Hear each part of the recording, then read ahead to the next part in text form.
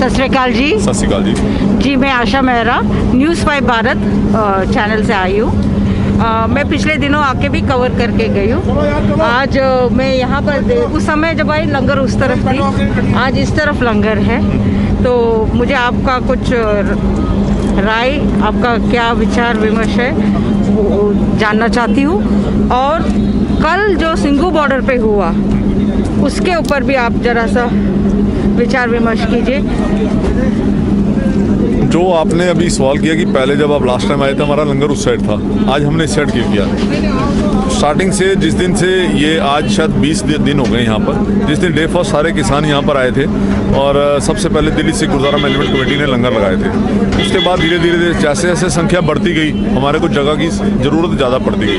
पहले हमारा लंगर नीचे बन रहा था लेकिन नीचे से ऊपर लाने में हमारे को बहुत प्रॉब्लम हो रही थी। इसलिए अब आप देखोगे ये बहुत बड़ा टेंट लगाया गया है, यहीं पर हमारा ताज़ा लंगर बन रहा है। और जो चपाती है, हमारे प्रसादे हैं, वो हमारे बंगला साहब गुरुद्वारे से बन के आते हैं। हाँ जी। और क्योंकि जितने भी यहाँ किसान जो हमारे भाई इस देश के अन्नदाता आए हैं, ये कोई रात को भूखा ना सो सके, इसलिए हमने इनकी व्यवस्था ऊपर ही कर दी है ताकि इनको किसी किस्म की भी कोई समस्या ना आए। दिल्ली सिख गुरुद्वारा मैनेजमेंट कमेटी की तरफ से जहाँ इनकी भोजन की व्यवस्था, लंगर की व्यवस्था की गई है, वहाँ पर इनके रहने सहने के लिए भी किया गया। आप देखेंगे अभी ये ट्रक आया है, नीचे भी हमारा बहुत बड़ा टेंट लगा हुआ है। अभी इसके आगे एडवाइनिंग सेम इससे भी बड़ा टेंट लग रहा है और उसमें गद्दे, रजाइयाँ का, कंबलों का सारा पूर्ण प्रबंध है और पूरा शेल्टर बना कर देंगे ताकि इनको ठंड के अंदर किसी किस्म की कोई समस्या ना आए। अच्छा, तो आज तो सुप्रीम कोर्ट ने कहा कि आप धरना कर सकते हो, जो भी उसके ऊपर कुछ विचार विमर्श करना है आपसे। और दूसरी बात, अगर इफ सुप्रीम कोर्ट कहते हैं कि आप धरना नहीं करना है तो आपका क्या रणनीति आगे है?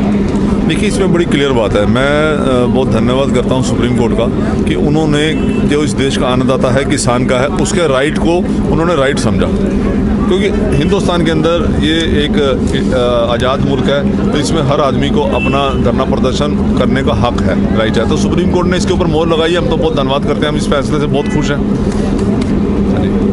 अच्छा, कल सिंघू बॉर्डर पे जो संत जी के साथ हुआ है, जो हादसा हो गया है वहाँ पर, उसके ऊपर आप कुछ बोल सकते हैं? देखो, जो कल वो घटना घटी है वो एक बहुत ही ज़्यादा दुखद घटना थी। मतलब हमारे पास शब्द नहीं है कि मैं क्या शब्द बोलूं उनके लिए, पर मैं इतना जानता हूं कि वो जो हमारे महापुरुष थे वो बहुत ही भक्ति भाव वाले थे।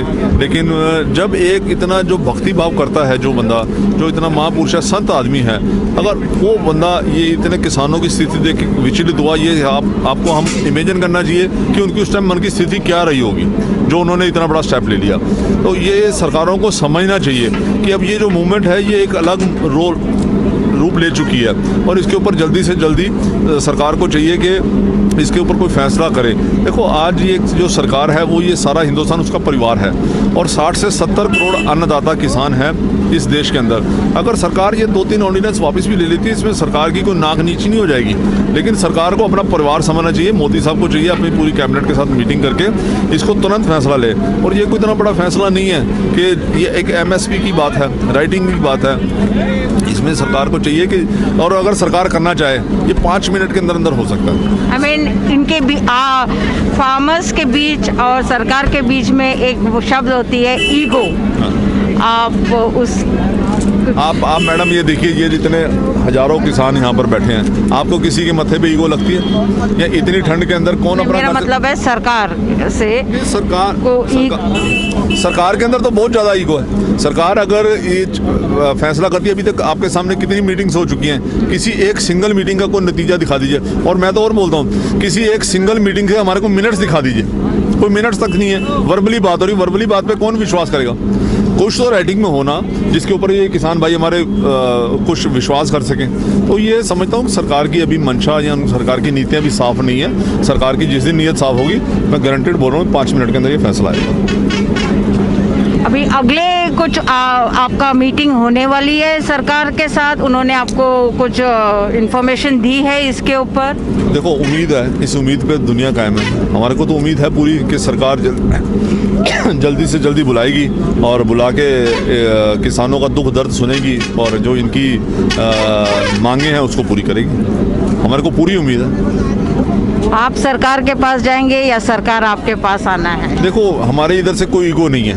जब सरकार बुलाएगी हमारे लोग जाने के लिए तैयार हैं।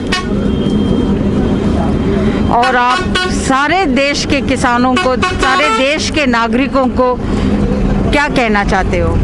मैं सारे देश के जो अन्नदाता हैं, किसान हमारे भाई हैं, मैं उनको एक ही मैसेज देना चाहूँगा कि जहाँ जहाँ पर भी धरना प्रदर्शन हो रहे हैं, बहुत शांतिमय तरीके से धरना प्रदर्शन किए जाएं। कोई भी ऐसा हम काम ना करें जिसकी वजह से आम लोगों को परेशानी हो और किसी के कोई मतलब वो परेशानी बढ़े।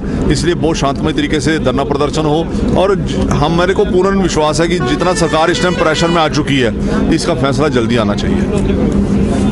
Thank you. Thank you sir.